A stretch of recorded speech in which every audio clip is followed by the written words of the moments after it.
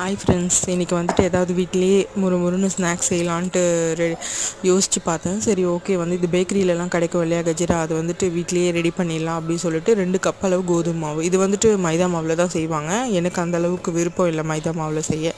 சரி, வீட்டில் இருக்க கோதுமை மாவு 2 கப் அளவு எடுத்துக்கிட்டேன். ஒரு கப்பு 2 கப்பு கோதுமை மாவு. 2 கப் கோதுமை மாவுக்கு 1 கப் அளவு சர்க்கரை. நான் வந்துட்டு தெரியாதனமாக வீடியோ எடுத்துகிட்டு சர்க்கரையை அதில் போட்டுட்டேன். ஆனால் அதில் போடக்கூடாது. நம்ம மிக்சியில் போட்டு நல்லா பவுட்ராக்கி தான் கோதுமை மாவில் சேர்த்துக்கணும். நான் 1 கப் அளவு சர்க்கரை எடுத்திருந்தேன் இல்லையா, அதை வந்துட்டு மிக்சியில் சேர்த்துட்டு 2 ஏலக்காய் போட்டிருக்கேன். ஏலக்காய் ஏன் போடுறோம் அப்படின்னா நல்லா வாசனையாக இருக்கும். நம்ம செய்ய வேண்டிய அந்த ஸ்நாக்ஸ் வாசனையாக இருக்கும். நான் நல்லா பவுடராக அரைச்சிட்டு சர்க்கரையை கோதுமை மாவில் சேர்த்துட்டு நல்லா கை விட்டு இது பண்ணிவிட்டு கலந்து விட்டுட்டு, இப்போது 2 டேபிள் ஸ்பூன் அளவுக்கு நெய் இதில் சேர்த்துக்கலாம். நெய் சேர்க்கும் போது நல்லா கிறிஸ்பியாக வரும், வாசனையாகவும் இருக்கும். அதே மாதிரி உள்ளே நம்ம ஃப்ரை பண்ணி எடுக்கும்போது உள்ளே மெத்துன்னு இருக்கும். அதுக்கு தான் நம்ம நெய் சேர்க்குறோம். இதில் நான் 2 டேபிள் ஸ்பூன் அளவு நெய் சேர்த்துக்கிறேன். டீஸ்பூன் இல்லை, டேபிள் ஸ்பூன் அளவுக்கு நெய் சேர்த்துக்கணும். கொஞ்சம் 2 டீஸ்பூன்னும் போது கொஞ்சம் அதிகமாக தான் இருக்கும். அதில் சேர்த்துக்கலாம். சேர்த்துட்டு நல்லா கை விட்டு பிணைஞ்சி கொஞ்சம் கொஞ்சமாக தண்ணி ஊற்றி இதை கலந்து எடுத்துக்கலாம்.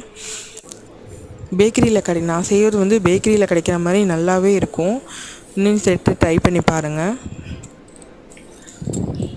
பசங்க வீட்டில் இருக்கும்போது அதை கொடு இதை கொடுன்னு ஏதாவது வாங்கி கொடுன்னு கேட்டுகிட்டே இருப்பாங்க. நம்ம அடிக்கடி கடைக்கு போய் நிற்க முடியாது இல்லையா. வீட்லேயே நம்ம இந்த மாதிரி செஞ்சு வச்சோம் அப்படின்னா பசங்களுக்கு சட்டுன்னு ஸ்நாக்ஸுக்கு சாப்பிட்றதுக்கு ஒரு கிண்ணத்தில் போட்டு கொடுக்கலாம். இந்த மாதிரி செஞ்சு வைக்கும் போது நான் இதை நல்லா பிணைஞ்சி எடுத்துகிட்டு வந்துட்டேன். தண்ணி ஊற்றி இதை ஒரு அரை மணி நேரம் போல் ஊற வைக்கலாம். நான் ஒரு அரை மணி நேரம் போல் ஊற வச்சுட்டு இதை 3 பங்காக பிரித்து இப்போது நான் திரட்ட போகிறேன். திரட்டிட்டு இதை பீஸாக கட் பண்ணி நமக்கு எந்த சைஸுக்கு வேணுமோ அந்த சைஸுக்கு கட் பண்ணி நம்ம இதை பொரிச்சு எடுத்துடலாம். அவ்வளோதான் ஃப்ரெண்ட்ஸ்.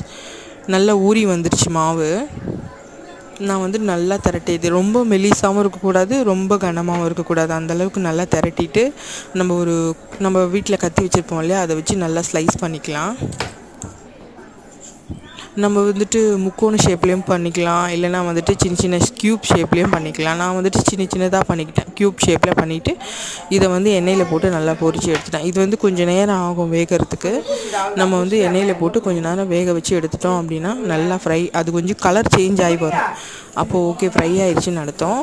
நம்ம பொரித்து எடுக்கும்போது கொஞ்சம் பார்க்குறதுக்கு மெத்துன்னு தான் இருக்கும். அது ஆற ஆற அந்த சூடு ஆற ஆற நல்லா கிறிஸ்பியாக ஆகிடும் பார்க்குறதுக்கு. இந்த மாதிரி நம்ம கட் பண்ணி எடுத்துக்கலாம்.